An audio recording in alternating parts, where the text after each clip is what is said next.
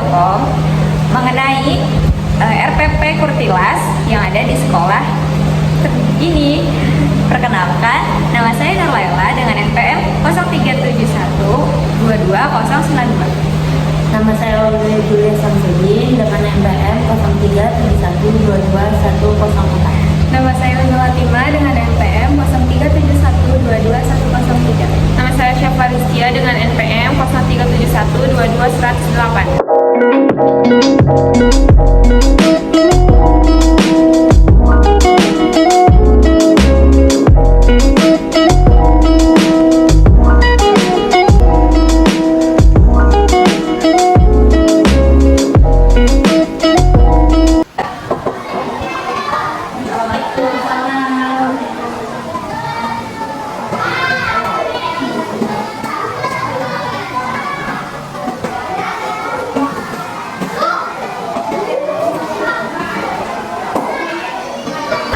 Assalamualaikum warahmatullahi wabarakatuh. Nama saya Asrita Maria. Saya mengajar di SDN Cindokom 3.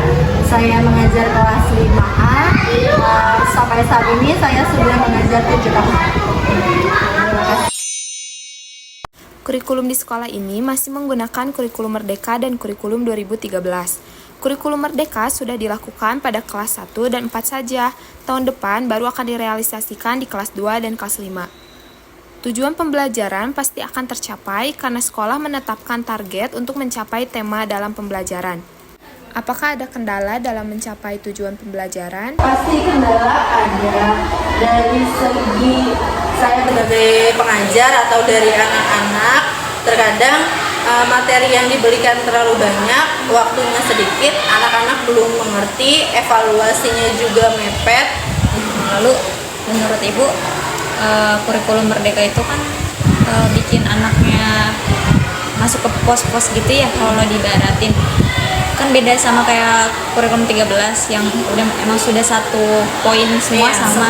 Ya. Menurut Ibu, baiknya tuh kalau kita menggunakan kurikulum Merdeka untuk kedepannya itu harusnya seperti apa ya Bu ya? Biar nggak banyak gitu yang ketinggalan anak-anaknya. Menurut saya pribadi, karena sosialisasi untuk kelas 5 belum, baru secara sedikit aja dijelasin sama kepala sekolah kurikulum Merdeka ini, lebih baik sih kurikulum Merdeka untuk pembelajaran karena dia parsial seperti zaman dahulu, IPS, jadi tetap satu-satu, jadi materinya itu lebih mendalam, anak-anak fokus. Kalau di kurikulum 2013 satu tema untuk beberapa mata pelajaran, jadi kurang mendalam, anak-anak hanya tahu sekilas aja gitu. Bu, harapannya gitu Bu buat pembuatan RPP kan masih ada yang sekarang tuh pembuatan RPP kan harus spesifik ya untuk hari saat perharinya, fase-fasenya. Nah, ada gak Bu kayak buat kita ke depannya gitu kalau masih pakai kurikulum Merdeka itu baiknya seperti apa?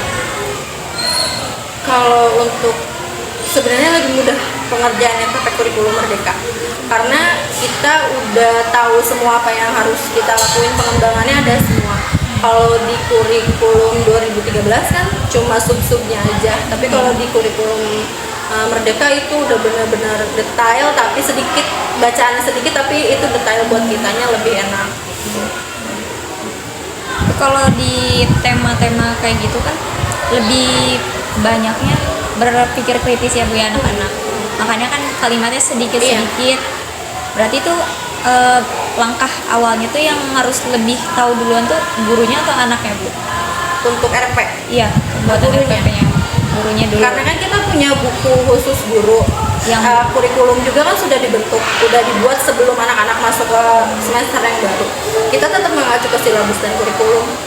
Kalau yang selama ini Kurtilas lebih banyak, tujuan pembelajarannya lebih banyak tercapai di mana Bu? Di kelas yang menggunakan Kummer atau di Kurtilas? Sama aja. Semua tujuan pelajaran pasti tercapai. Berarti masih efektif lah ya Bu ya, pakai Kurtilas juga. Kurtilas efektif, cuma pelajarannya lebih sedikit. Kalau kurikulum Merdeka, kita lebih cuma mendampingi anak-anak sebagai fasilitator. Benar-benar anak-anak yang bekerja, kita cuma mengarahkan aja kayak gitu. Di Kurtilas juga sama, cuma dia cakup cakupan materinya lebih sedikit daripada formal. Tadi lebih banyak yang masih kurtilas ya Bu. Kenapa kenapa kurikulum Merdeka tuh jarang gitu, masih belum bisa diaplikasikan gitu? Untuk di Kecamatan Gunung Sindur sendiri memang belum, sosialisasinya belum menyeluruh. Terima kasih sudah konsentrasi dan wawancara. Sekian presentasi dari kami. Assalamualaikum warahmatullahi wabarakatuh.